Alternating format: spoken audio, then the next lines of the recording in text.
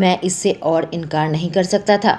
अब और बहाने नहीं बना सकता था। मेरे शरीर का हर हिस्सा उसे बेड पर फेंक देना चाहता था और इतने कठोर तरीके से चूमना चाहता था कि वंशिका अपने हर डर को भूल जाए। इसकी हिफाजत करना चाहता था, पर किसी मासूम तरीके से नहीं, बल्कि बिल्कुल जानवरों की तरह। मैंने अपनी आंखें बंद कर ली और सांस छोड़ने लगा। मैंने उसके सर के बालों को पकड़ा और उसके मुंह को ऊपर किया और उसे किस करने लगा। वह स्वर्ग जैसी महसूस हो रही थी। उसे मुझे पीछे धक्का देना चाहिए था, मुझे मारना चाहिए था, लेकिन इस औरत ने मुझे वापस से किस किया। वह सिसकी लेने लगी, औरतों वाली सिसकी। शिट, ये मेरी दोस्त की बहन। कहानी वंशिका की जुबानी। पार्टी जितना अच्छा सोचा था उससे बेहतर चल रहा था। एक छोटा सा ग्रेजुएशन का डिनर पार्टी होना चाहिए था। किसी तरह से वह बहुत बड़ा पार्टी बन गया था। मेरी बचपन की सखी रिया यहाँ पर आई हुई थी। मैंने देखा वो डीजे पर कोई ट्रैक प्ले करने के लिए चिल्ला रही थी। वह मुझे हाथ हिलाकर मुझे ड्रिंक के लिए करीब बुलाई, पर मैं उसकी तरफ देखकर मुस्कुराकर मना किया, क्योंकि मुझे शराब ज़्यादा बर्दाश्त नहीं होती। भीड़ भरे लॉन को पार करके मैं घर के दूसरे साइड में आ गई, जहाँ एक जाना पहचाना पुराना पेड़ था। उसके टहनियों में लटक रहा था पुराना झूला, मेरा झूला। मेरी माँ ने बहुत बार कोशिश की थी उसे यहाँ से हटाने की, पर मैंने जोरदार तरीके से मना किया था। मुझे मेरा पुराना झूला ही पसंद है। मैं अपने जूते निकालकर अपने ड्रेस को पकड़कर थोड़ा ऊपर उठाया, फिर झूले में बैठकर ऊपर का खुला आसमान देखने लगी। बेपरवाह होकर मैं अपने पैरों के नीचे के घास को किक कर रही थी। घर में लोग भरे हुए हैं और फिर भी तुम मुझे यहाँ पर मिली। मुझे यह आवाज पता है, मैं यह आवाज जिंदगी भर सुनी हूँ। वह चलकर मेरे पीछे आया और मुझे झुलाने लगा। न्योता का इंतजार तक नहीं किया, पर करेगा भी क्यों, उसने ऐसा अनगिनत बार किया होगा। मुबारक हो प्रिंसेस। मैंने आंखें घुमाई, सांस छोड़ी। प्रिंसेस यही नाम है से वह मुझे पुकारता है। हम दोनों में से किसी को भी याद नहीं यह कब शुरू हुआ, और जब मैं उसे अब मना करती हूँ वह नहीं रुकता। थैंक्स, मैंने जवाब दी। वह बहुत प्यार से मुझे झूला झुला रहा था। खुद को देखो, तुम कितनी बड़ी हो गई हो। तुम्हारे पास फैंसी डिग्री है और इतने अच्छे दोस्त हैं। तुम इतनी एलिगेंट लग रही हो। अपना सर हिलाकर उसे देखने लगी। उसकी हल्की सी हरी आंखों में शरारतें चमक रही थी जब वो मुझे देख रहा था। जब मुझे देखा, लाल लंबी ड्रेस मेरे गोद में रखी हुई थी, जूते उतार फेंके थे, अपने लंबे बाल एक कंधे के ऊपर रखा था। यह बात वह शख्स कह रहा है जो 1 साल पहले एमबीए पूरा किया है, और अब मैं यह सुनना नहीं चाहती मैं कैसे दिखती हूँ, जो सारी जिंदगी सफेद और काले कपड़े पहनकर बिता दिया। मैंने कहा, गलत कह रही हो, कभी कभी ग्रे और नेवी भी पहनता हूँ। विराट ने कहा। वह अपने तीनों भाइयों में से सबसे बड़ा है, उसके पापा के बिजनेस का उत्तराधिकारी, एक बहुत ही क्लोज फैमिली फ्रेंड और पड़ोसी था, और मेरे भाई का बेस्ट फ्रेंड। तुम यहाँ अकेली क्यों बैठी हो प्रिंसेस? उसने पूछा। मैं तुमसे कई बार कहा है मुझे ऐसे करके मत पुकारो, मैंने जवाब दिया। मेरे सवाल को मत टालो, उसने कहा। वह हमेशा ही शांति और डिसिप्लिन से भरा हुआ है, जो गुण मेरे अंदर नहीं थे। क्या तुम्हें लगता है मैं खूबसूरत हूँ? मैं बोल पड़ी और खुद ही चौंक गई। 1 मिनट तो वो मुझे बड़े अजीब तरीके से देखा। यह कैसा सवाल है? आखिरकार उसने पूछा। कोई बात नहीं, भूल जाओ, मैंने कहा। नहीं, तुम बताओ, उसने जोर डाला। मेरे क्लास में जो लड़का है सचिन, तुम्हें पता है ना? मुझे ऐसा लगता था वह मुझे पसंद करता है, पर मैंने पार्टी में उसे किसी और लड़की के साथ मेकआउट करते हुए देखा। मैंने कहा, और इससे तुम सवाल कर रही हो कि तुम खूबसूरत हो या नहीं? विराट मुझे अजीब तरीके से देखा और अपनी एक भौं ऊंची की, जिससे मुझे एहसास हुआ मैं कितनी बेवकूफ़ी भरा सवाल पूछी थी। दरअसल मैंने आज ही ग्रेजुएशन पूरा किया और मेरे पास सुनाने के लिए कॉलेज की मज़ेदार कहानी भी नहीं है। और मैं बीच में रुकी। और क्या? उसने पूछा। और मुझे नहीं पता यहाँ से कहाँ जाना है। डैड चाहते हैं उनके ऑफिस में मैं इंटर्न बनूं, पर मुझे पता है वह मुझे मार्केटिंग का काम में लगा देंगे, जो मैं बिल्कुल भी नहीं चाहती। मत करो फिर, कहकर वह अपने होठों को ऊपर उठाकर मुस्कुराने लगा। मैं उसे देखने लगी, जो मुझे उत्सुकता से देख रहा था। वह कितना ठंडा और रिलैक्स लग रहा है। उसके रास्ते में जो कुछ भी आता है वो जीत लेता है। इतना खूबसूरत चेहरा है, शार्प जॉलाइन और नाक बिल्कुल मर्दाना लगता है। उसके छोटे छोटे बाल से वो जवान लगता है। कितना लंबा और छरहरा शरीर है। पिछले 2 सालों में उसके शरीर और मजबूत हो गया है। पूरे मसल्स है, मजबूत छाती, चौड़ा सीना।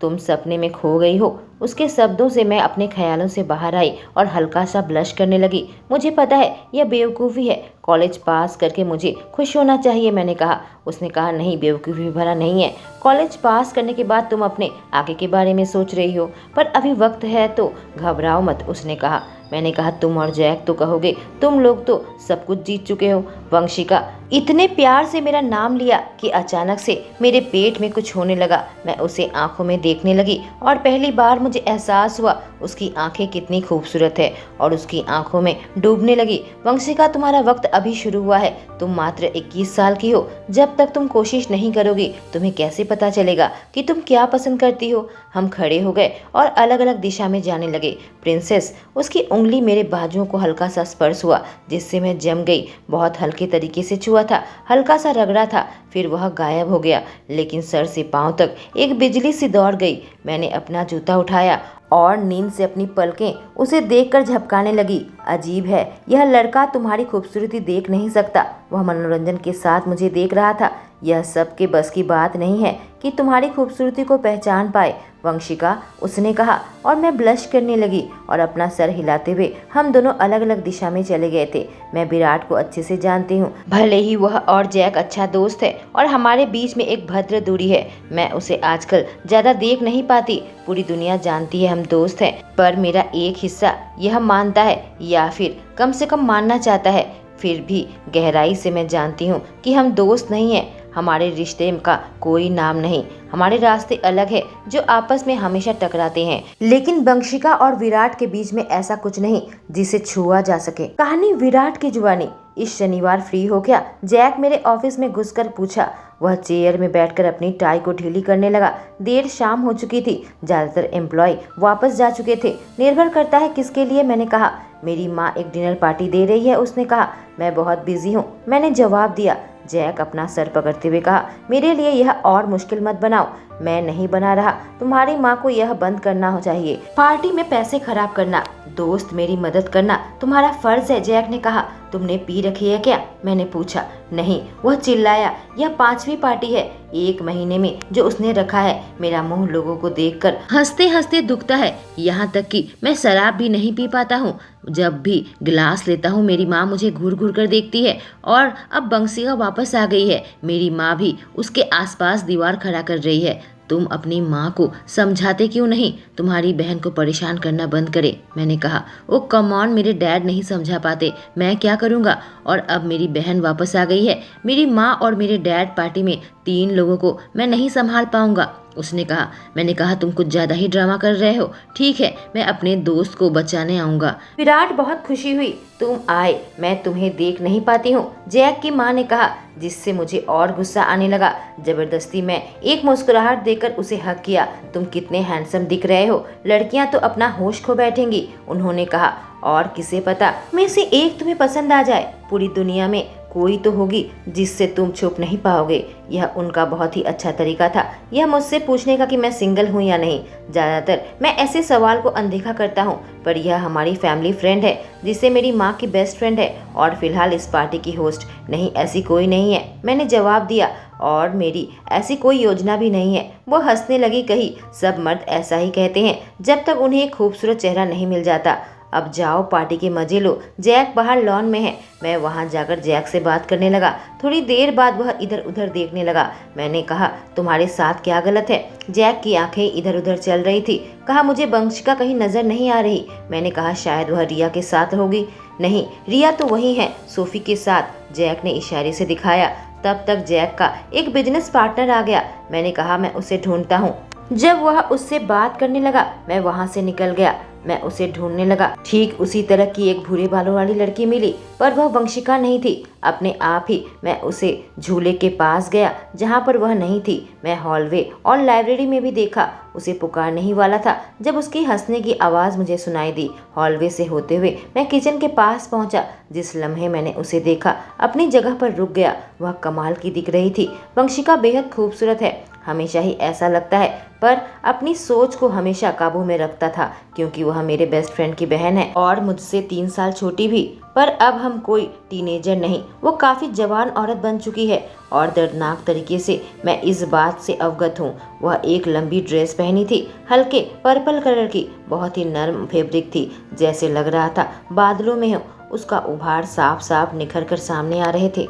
बाई थाई से ड्रेस हल्का सा कटा हुआ था, जिससे उसके लंबे पैर साफ साफ नजर आ रहे थे। उसके लंबे बादामी बाल उसने खुले छोड़ दिए थे, जो कि लहरों की तरह थे और उसके चेहरे को निखार रहे थे। अबाक होकर मुझे देख रही थी। उसकी आंखों में चमक थी। वह चम्मच से केक लेकर अपने मुंह में डाल रही थी। उसके मुंह के कोने में हल्का सा दाग लगा हुआ था। चम्मच वापस निकाल कर रख दी। उसके मुंह से आह निकली, विराट तुम यहाँ पर क्या कर रहे हो? मुझे थोड़ा समय लग गया अपने आप को संभालने में और जवाब देने में। मैं भी तुमसे यही सवाल पूछना चाहता हूँ। मैं उसकी ओर बढ़ने लगा। उसके हाथों में जो प्लेट थी उसमें आधा केक वह खा चुकी थी।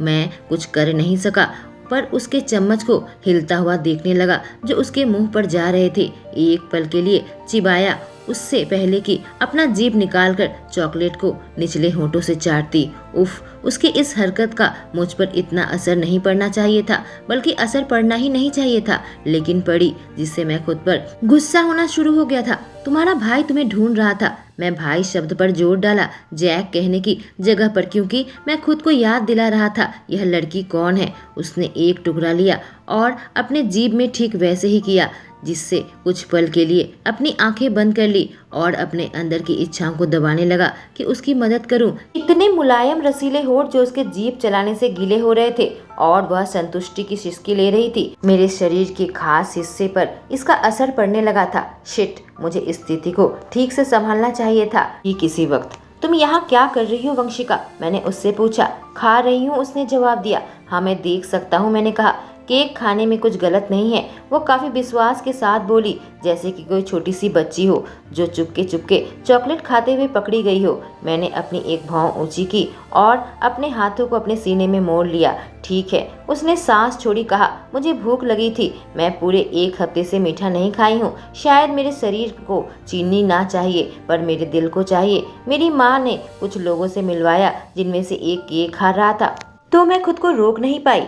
एक पल के लिए चुप हो गई और बड़बड़ाना बंद कर दिया और मुझे उत्सुक होकर देखने लगी। तुम मुस्कुरा रहे हो, उसने अजीब तरीके से कहा, और मुझे एहसास हुआ कि मैं सच में कर रहा हूँ और रुक गया मेरी बातों से। तुम मुस्कुरा रहे हो? लास्ट टाइम कब आखिरी बार मुस्कुराए थे? 1990। प्रेस को खबर देनी चाहिए, उसने कहा, और मैं त्योरी चढ़ाई। ये देखो, ऐसे ही तुम दिखते हो हमेशा, एक गुस्से वाले राजा, उसने कहा। वंशिका, उसकी एक नौकरानी आकर कही। तुम्हारी माँ इधर किचन में आ रही है। यह सुनते ही वह घबरा गई और मैं उसकी ओर एक कदम बढ़ाया।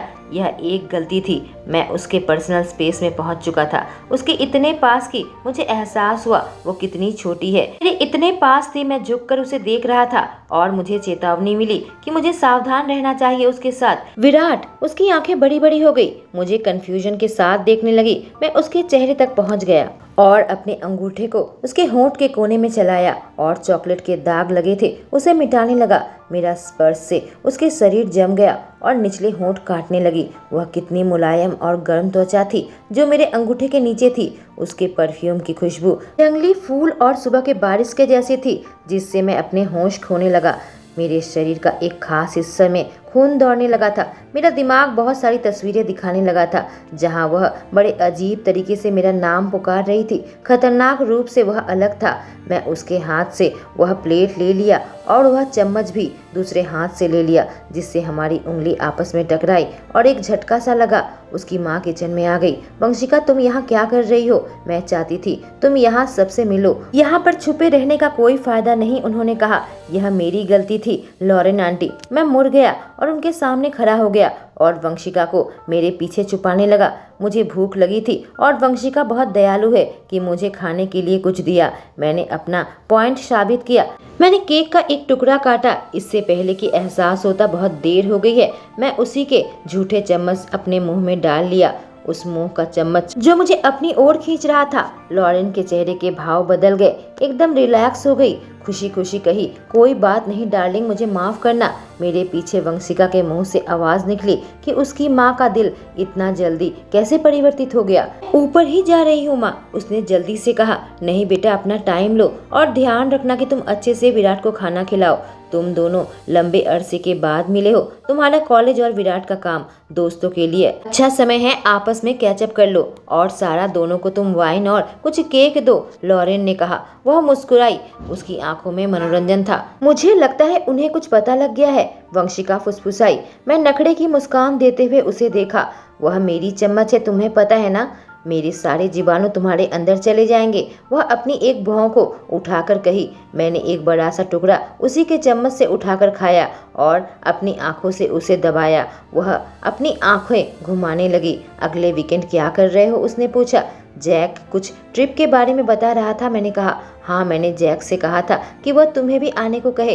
कुछ लोग मिलकर हम वीकेंड ट्रिप का प्लान कर रहे हैं, क्या तुम आना चाहोगे? मैं हकलाते हुए कहा, हाँ, क्यों नहीं, अच्छी बात है। तो तुम अपने साथ किसी को लेकर आओगे? मेरा मतलब किसी लड़की को, उसने पूछा। ठीक है, मैं एक लड़की को लेकर आऊंगा, मैंने जवाब दिया। क्या सच में? वह पूछी बिदक उठी। नहीं, मैं आंख मारी, मैं बस तुम्हारा रिएक्शन देखना चाहता था। वह मेरे बाजू में हल्का सा मारी, जितनी छोटी थी और उसकी जो ताकत थी, मुझे बहुत ही आराम महसूस हुआ। मैंने कहा, तुम्हें कोई जगह बुक करने की जरूरत नहीं है, उस जगह पर मेरे डैड का घर है, इतना बड़ा है कि तुम लोग और तुम्हारे दोस्त आराम से रह सकेंगे। घबराहट के साथ उसने मुझे कहा, थैंक यू, मुझे तो याद भी नहीं है कि वहाँ तुम्हारे पापा का घर है। जिस तरीके से घबरा रही थी, मन कर रहा था कि मैं उसके बालों के खुले लटों को उसके कान के पीछे करूं। प्रिंसेस, मैं तुम्हें अपने घर की चाबी दे दूंगा, मैंने कहा।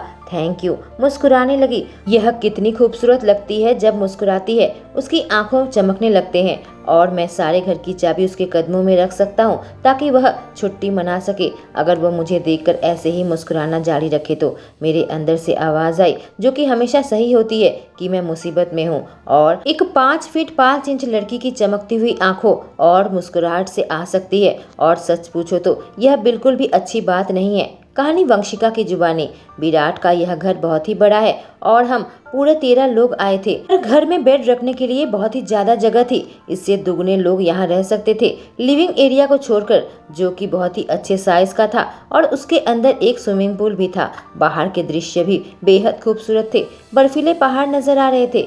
भविष्य में विराट से कहना उसके जितने भी सारे घर हैं उसकी लिस्ट हमें दे ताकि अपना छुट्टी वैसे ही प्लान कर सके। रिया बताई, चूंकि हमारा प्लान था कि हम कल स्की करेंगे, इसलिए हम घर में बैठकर पिज्जा खा रहे थे और पूल के सामने चिल कर रहे थे। चलो एक गेम खेलते हैं। जगदीश 2 बोतल बियर लेकर आया और कहा, वह विराट का भाई है और मेरे ही कॉलेज में था। माइल्स शराब की बोतल हाथ में लेकर आ गया, साथ में उसके पास कुछ कार्ड था।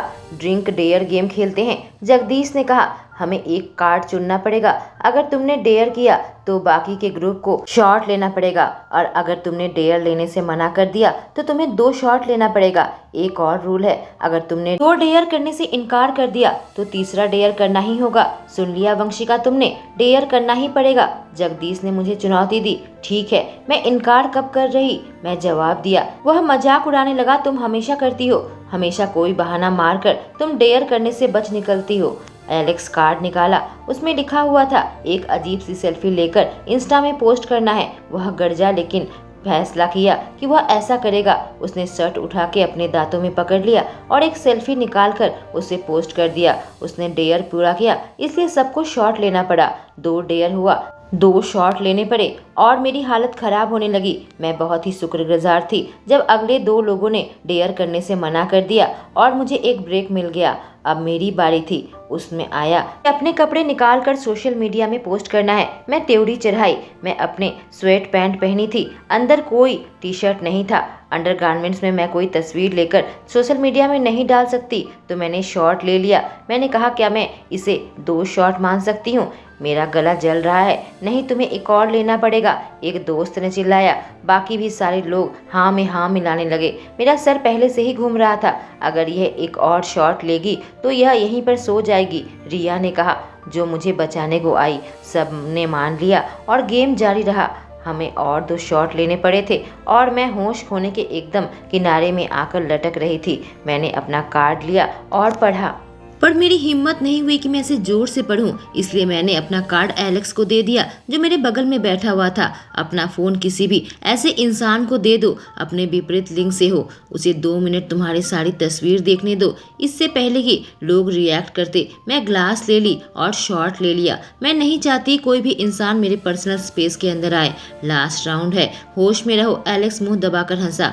मैं अपनी आंखें रगड़ने लगी। मैं आखिरी कार्ड उठाया था पर उसे पढ़ने की हालत में में नहीं थी, इसलिए एलेक्स को दे दिया। ओ वंशिका, आज तुम्हारा पक्का अच्छा दिन नहीं है। फिर उसने सबके सामने ऐलान किया, विपरीत लिंग के कि जो आखिरी शख्स कमरे के अंदर आए हैं उसे किस करना होगा, वह भी अपनी जीभ का इस्तेमाल करके। सब लोग उत्सुकता से शोर मचाने लगे, इसलिए नहीं कि पहले किस कार्ड था। नहीं, यह नहीं था। मैं 3 मेकआउट सेशन पहले ही देख चुकी हूँ और आखिरी तो ऐसा था कि हमें कमरे से बाहर निकल आए थे। किस करने में दिक्कत नहीं थी, पर किसको किस करना है इसमें दिक्कत थी। मेरी जैसी प्यारी और मासूम लड़की से उम्मीद की जा रही थी कि मैं एक मर्द को किस करूं, वह भी अपना जीभ का इस्तेमाल करके। इस साल का सबसे बड़ा घोटाला होता। नहीं, कोई चांस नहीं है, मैंने कहा और अपने पैरों में खड़ी हो गई एलेक्स की मदद से कि ताकि मैं गिर न जाऊं। तुम पीछे नहीं हट सकती, जगदीश ने कहा। तुमने पहले 2 डेयर से इनकार कर दिया था, तुम्हें तीसरा करना ही होगा।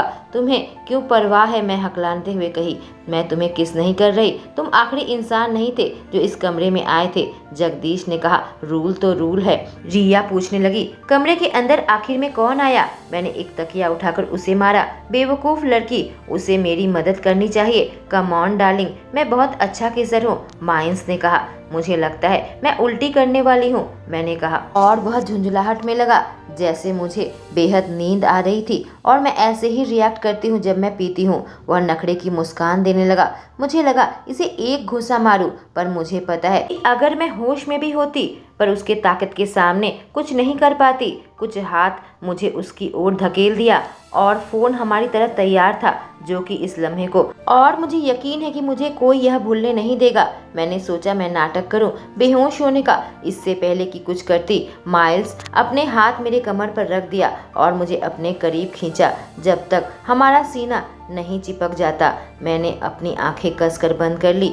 और ईश्वर से मैं दुआ मांगने लगी। अगले ही लम्हे 80 के दशक की किसी मूवी की तरह दरवाजा अचानक खुला। दूर कदमों के आने की आवाज आने लगी और मैं चैन की सांस छोड़ी। हो सकता है यह नया गेस्ट सबका ध्यान भटका दे इस बेकार के गेम से, लेकिन मैं गलत थी। यहाँ हो क्या रहा है? विराट के ठंडे शब्द हवा में गूंजने लगे। उसकी आवाज ऊंची न करते हुए कहा। वह काफी लंबा था और सामने के दृश्य को देख रहा था। माइल्स की बाजू से लिपटी हुई थी, मुझे अपने सीने के करीब खींच रखा था। उसका चेहरा मेरे चेहरे से 1 इंच दूरी पर था। पूरे कमरे में शांति फैल गई। सारे दोस्तों ने फोन नीचे कर दिया और एक दूसरे को शक की दृष्टि से देखने लगे। मैंने अपने हाथों से माइल्स के सीने को पकड़ते हुए उसे दूर धक्का दिया। वह अबाक हो गया कि कुछ कर नहीं सका और मुझे छोड़ दिया। विराट की आंखें अब मुझ पर थी। वह खुश नहीं था, बहुत गुस्से में था। मैं निगलने लगी, ईश्वर से दुआ मांगने लगी। किसी देवता को भेजने की जगह पर उसने इस शैतान को भेज दिया था।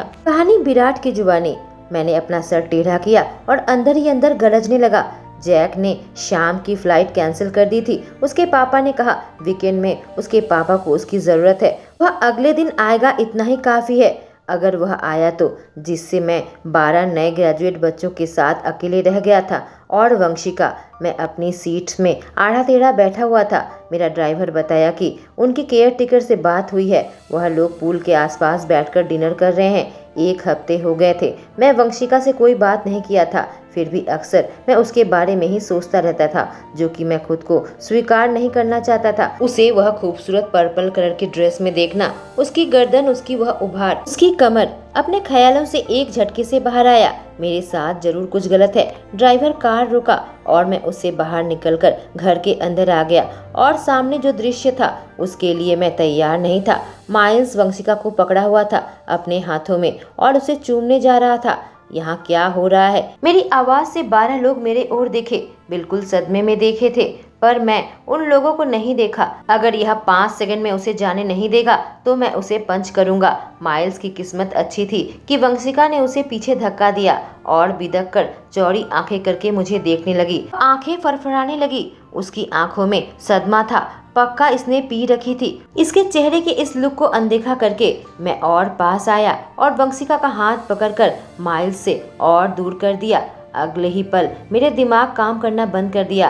अचानक से मैं माइल्स के चेहरे में एक घूंसा जमाया। लोगों के मुंह से कराहने की आवाज गूंजी और मैं उसे दोबारा पंच के लिए तैयार हो गया था, पर वंशिका ने मेरे बाजू को पकड़ लिया। विराट भाई शांत हो जाओ। एलेक्स दौड़ता हुआ आया, मेरे पीठ को छूने लगा। माइल्स जमीन पर गिरा हुआ था, उसके दो दोस्त उसकी मदद कर रहे थे। नहीं पता था तुम आने वाले हो, एलेक्स ने बात जारी रखा। यह मेरा घर है, नहीं है क्या? मैं दांत दबाते हुए कहा। हाँ हाँ जरूर। यह याद करके अपना सर हिलाने लगा। सब लोग पी रहे थे, वह एकदम परफेक्ट था, ऐसा कुछ नहीं था। विराट हम दोनों बस खेल रहे थे। मैं बहुत ही कठोर दृष्टि से उसे देखने लगा। अपने आप को एक शराबी लड़की के ऊपर ऐसे डालने को तुम गेम कहते हो? मैं उसके साथ जबरदस्ती नहीं कर रहा था, माइल्स ने कहा। रूल के हिसाब से अब मुझे अपना रूल मत सिखाओ।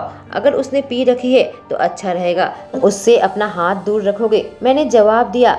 तुम हमें लेक्चर मत दो, हम अच्छे से जानते हैं तुम्हारा स्टैंडर्ड क्या है। लड़कियों के साथ रिश्ता बनाना तुम्हारे लिए कोई स्पोर्ट्स है? उसने जवाब दिया। मैं तुम्हें भरोसा दिला सकता हूँ माइल्स, मैं किसी ऐसी लड़की के साथ स्पोर्ट्स नहीं करता जो अभी बेहोश होने वाली हो। पर यह मेरी गलती नहीं है कि यह शराब हैंडल नहीं कर पाती।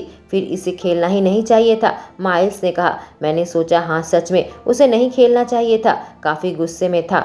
एक और शब्द निकला, माइल्स फिर अपना दयनीय चेहरा देखना। मुझे एहसास नहीं हुआ मैं फिलहाल गुस्से में था। जब तक मुझे एहसास नहीं हुआ वंशिका मेरे बाजुओं को अपने शरीर से हक कर लिया है। उसके कंधे कांप रहे थे, झुंझलाहट से गरजने लगा, जिसका परिणाम यह हुआ कि उसकी मुझ पर पकड़ और मजबूत हो गई। वाह यह कितना रोमांटिक है, एक नाटकीय आवाज कमरे में गूंजी। सबकी आंखें रिया पर थी। बेवकूफों की तरह हंसते हुए कही, हीरो विलन के साथ फाइट कर रहा है एक मासूम लड़की को बचाने के लिए, और जोर से सांस छोड़ी। मैंने अपनी मुट्ठियों को कसकर भींच लिया। अपने आप को याद दिलाने लगा कि मैं लड़कियों के ऊपर नहीं चिल्लाता हूँ, भले ही वह कितनी बेवकूफ क्यों ना हो। मैंने हमेशा ही सोचा था विराट हीरो है पर माइल्स विलेन है। यह बात मुझे काफी अवाक कर रहा है। यह परफेक्ट केस बनता है अगर हीरो को उस लड़की से प्यार हो तो, रिया ने जारी रखा। एलेक्स की तरफ देखकर कहा, रिया को ऊपर लेकर जाओ। पर उससे पहले एलेक्स उसे ले जाता। उसने फिर से मुंह खोला। अब यह सीन है कि वंशिका उसे किस करेगी। जो आखिरी शख्स कमरे के अंदर आएगा, और देखो कौन आया, खुद हीरो आया है। तो वंशिका विराट को किस करेगी, लेकिन चूंकि अभी वंशिका होश में नहीं है तो अभी विराट को इसे कसकर पकड़ना चाहिए, अपने बाहों में भरकर उसे किस करना चाहिए। एलेक्स, मैं गूंजा। वह जल्दी से रिया के पास पहुंचा और उसे ऊपर ले जाने लगा। आखिरकार मैं उस लड़की की ओर मुड़ा जो अपने हाथों से मुझे कस के थामा हुआ था और नीचे देख रही थी। मैं झुक गया और उसे अपनी बाहों में उठा लिया। विराट यह सदमे में गर्जी, मुझे नीचे उतारो। नहीं, मैंने जवाब दिया। वह मुझसे छूटने की कोशिश की पर उसका प्रतिरोध कमजोर था। तुम पूरे पागल हो। हमारे पीछे से बाकी के लोग गेस्ट रूम में जाने लगे। मेरा रूम उस दिशा में है, वंशिका ने विरोध जताया जब मैं सीढ़ियों से ठीक उल्टी दिशा में जाने लगा। मैंने कहा मुझे पता है। उफ, मेरा सिर दर्द हो रहा है। हाँ मुझे पता है, मैंने जवाब दिया। तुम बिल्कुल जंगली की तरह बिहेव कर रहे हो, वह मेरे कंधे के ऊपर अपना सिर रखते हुए कही। मैंने एक लात से दरवाजा खोला, कमरे के अंदर जाकर उसे बेड पर रख दिया। वह विरोध करने लगी। मैंने उसे अनदेखा किया, दूसरी साइड के लैंप को ऑन कर दिया। हमारे बीच में हल्की सी रोशनी जलने लगी थी। वह नींद में आंखें झपकाने लगी। अचानक से कुछ एहसास से उसकी आंखें बड़ी बड़ी हो गई। यह तुम्हारा कमरा है। मैंने सर हिलाया और अपना जैकेट उतारने लगा। मैं तुम्हारे कमरे में क्यों हूँ? उसने पूछा। मैंने सर हिलाकर कहा, जाहिर सी बात है सोने के लिए। नहीं, मैं तुम्हारे कमरे में नहीं सोने वाली। उसने कहा, हाँ तुम सोओगी। एक पल के लिए मैंने उसे देखा और बेड की तरफ बढ़ा और उसके बगल में बैठकर झुका। मेरा दाहिना हाथ उसके कमर तक पहुंच गया था। उसे मैट्रेस में धक्का देने लगा। मैं उसके चेहरे को उठाया। उसके चेहरे में अपराध बोध था। वह अपने नीचे देख रही थी। मुझे देखो। मेरी आवाज़ सुनकर मैं खुद ही चौंक उठा क्योंकि बहुत ही नर्म था। उसने अपना माथा हिलाया। उफ, यह कितनी मनोहर है वंशिका, मैं चेतावनी दी, लेकिन मेरा शब्द कठोरपन खो चुका था। उसने पलकें उठाई और मैं बिल्कुल ही खो गया। उसकी बड़ी आंखों में तुम एक गलत स्थिति में थी, जो कि एक गलती है। अचानक उसके चेहरे में क्रोध साफ नजर आया। मैं अपने दोस्तों के साथ पार्टी कर रही थी। तुम शराब पी रही थी और नशे में किसी को खुद को चूमने दे रही थी। मैंने जवाब दिया, नहीं, मैं उसे ऐसा नहीं करने देती। नहीं, लेकिन जब मैं अंदर घुसा था तो तुम उसके बेहद करीब थी। मैं गुस्से से बड़बड़ाया। उस दूरी को मिटाने के लिए मैं और झुक गया और हमारे मुंह के बीच में अब बस 1 इंच की दूरी बाकी रह गई थी। भले ही मैं गुस्से में था, पर मुझे पता था कि पहले से और कुछ ज्यादा ही नजदीकी है। मेरी सांसें उसके गले में पड़ने लगी। मैं उसके होंठों को देखने लगा। वह अलग हुई और फिर उसने निचले होंठों को अपने दांतों के नीचे दबा लिया। तुम आज यहाँ पर सोगी जहाँ पर कोई घुसने की हिम्मत नहीं करेगा, मैं सीधे सीधे कहा, और मैं काउच में सो जाऊंगा। उसकी पलकें भारी होने लगी। विरोध करने की हालत में नहीं थी। कुछ ही पल में वह मेरे सीने में गिरी। उसकी शैम्पू की खुशबू में मैं डूबने लगा। अपने हाथ उसके कंधे में रखकर मैं बहुत ही धीरे से उसके पीठ को तकिए पर रखा। जब अपने हाथ अलग हटाने लगा, नींद में हिली और मेरे हाथ को दोनों हाथों से पकड़ लिया और मेरे चिबुक के पास लेकर आई, जैसे कि पसंदीदा खिलौना को पकड़ रखा है। मेरा हाथ पीछे से उसकी गर्दन को स्पर्श कर रहा था। कोई इंसान इतना नर्म कैसे हो सकता है? मैं वहीं खड़ा रहा और उसे देखता रहा। नींद में कितनी शांत दिखती थी। लैंप की रोशनी में वह चमक रही थी। उसका छोटा सा शरीर मेरे हाथों को पकड़ रखा था। मेरे साथ पक्का कुछ गलत है। मुझे गुस्सा आने लगा, यह बहुत गलत है। यह मेरे बेस्ट फ्रेंड की बहन है। पूरी जिंदगी उसे अच्छे से जानता था, पर अब ऐसा लगता है कि मैं उसे ठीक से नहीं जानता। मैं अपने हाथों को धीरे से उससे अलग किया, जबकि मेरा एक हिस्सा चाहता था कि मेरे हाथ में गर्मी मिलते रहे। अपने कपड़े बदलकर मैं काउच में सो गया, अपने उलझे हुए दिमाग के साथ। दोस्तों, वंशिका विराट के दोस्त की बहन है, पर क्या वो अपने जज्बातों को रोक पाएगा या फिर अपनी सारी हदें पार कर देगा? जानने के लिए इस कहानी में मेरे साथ बने रहें। Thank you.